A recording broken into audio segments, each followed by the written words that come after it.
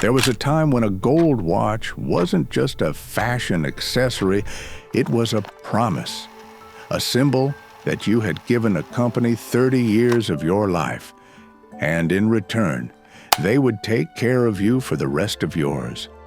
But today, looking at the financial landscape of modern America, that promise feels like a memory from a different civilization. We have traded the guaranteed monthly check for a fluctuating stock market graph, leaving millions to wonder, was the past truly better, or have we just forgotten the struggle? Welcome to Adrian Brix Years, where we connect the past and the present. In this video, we are not just looking at old photos, we are looking at the hard facts of the American wallet. We are comparing the era of the pension to the era of the 401k. We will explore how retirement transformed from a passive reward into an active job.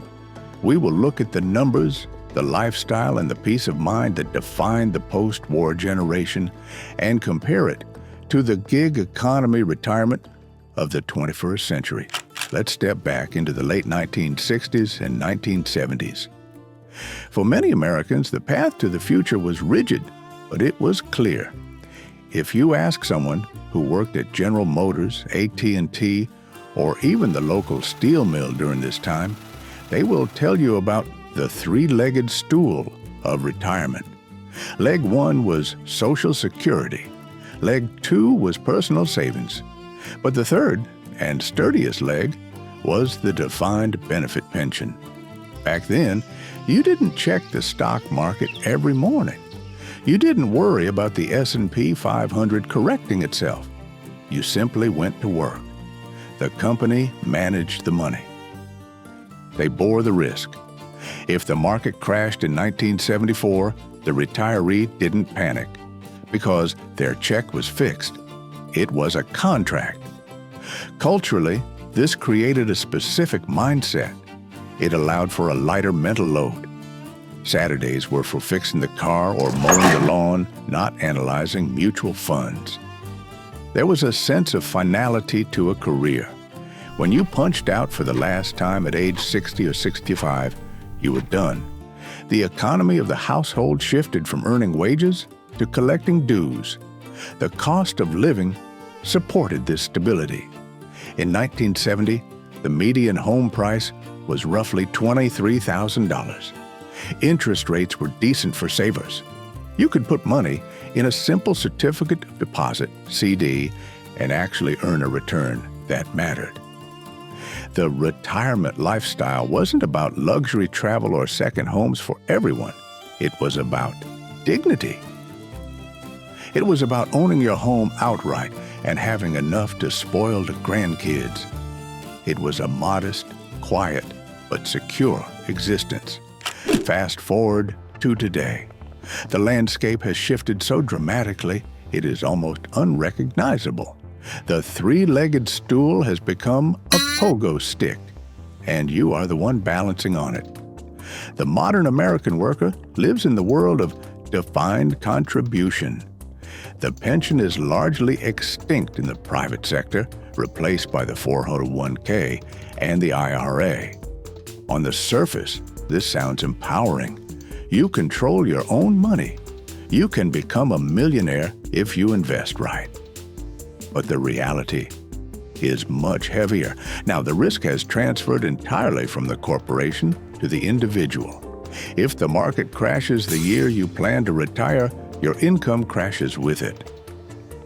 We see 65-year-olds working at grocery stores not always because they want to stay active, but because their number didn't hit the target. Culturally, retirement is no longer a finish line. It is a moving target. We see the rise of the side hustle for seniors. The peace of mind that came with the monthly pension check has been replaced by the anxiety of the withdrawal rate. Am I taking out too much? Will I outlive my money? And let's look at the facts of expenses. Healthcare costs have exploded. In the past, retiree health benefits were common. Today, a retired couple might need hundreds of thousands of dollars just to cover medical expenses out of pocket. The house that cost $23,000 in 1970 now costs $400,000, and many seniors are carrying mortgages well into their 70s, something that was culturally taboo 50 years ago. But how did this happen? It wasn't a sudden theft, it was a slow legislative accident. Most historians point to the Revenue Act of 1978. There was a subsection in the tax code, paragraph 401k, that was originally intended to help executives defer some taxable bonuses. It wasn't meant to replace the pension system for the entire working class. But companies realized something very quickly in the 1980s. Pensions were expensive. They were liabilities on the balance sheet. 401ks were cheap. They shifted the cost to the employee. And so, throughout the 80s and 90s, the corporate paternalism, the idea that the company takes care of you, began to die. It was replaced by corporate efficiency. This was the moment the American retirement changed from a guarantee to a gamble. This brings us to the hardest realization of all. The difference between then and now isn't just about money, it's about bandwidth.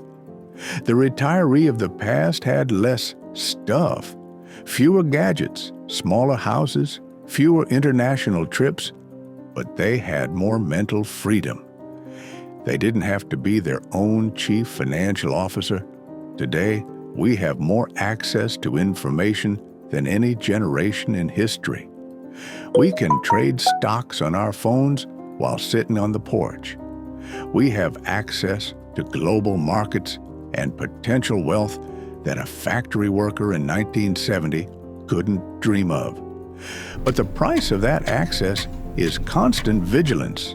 We cannot rest. The modern retiree must be a market analyst, a healthcare negotiator, and a tax strategist all at once. The tragic irony is that while we have more tools to build wealth, we have less assurance that we can keep it. The safety net has frayed. The golden years have become the hustle years. The silence and calm of the past have been replaced by the noise of the ticker tape. So, where does this leave us? It is easy to look back with envy. It is easy to say the previous generations had it easy. But history is rarely that simple. The pension era had its flaws. If the company went bankrupt, or if you were laid off before you vested, you lost everything. There was zero portability. Today, your 401k moves with you. You own it. The comparison shows us that we have traded security for autonomy. We have traded the ceiling for the sky, but we also lost the floor. As we look at the photos of our parents or grandparents sitting in their paid-off homes, confident in their mailbox checks, we realize we are looking at a unique moment in economic history that may never return. But Americans are resilient. We adapt. We learn new rules.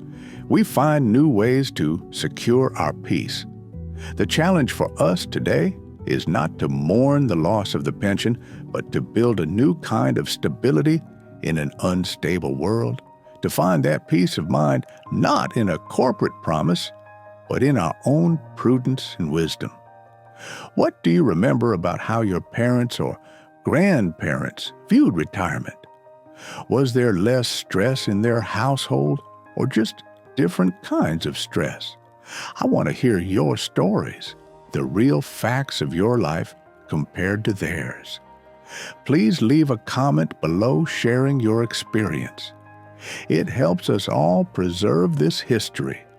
And if you enjoyed this look back at the timeline of our lives, please subscribe to Adrian Brix Years. Together, we will keep uncovering the stories that made us who we are.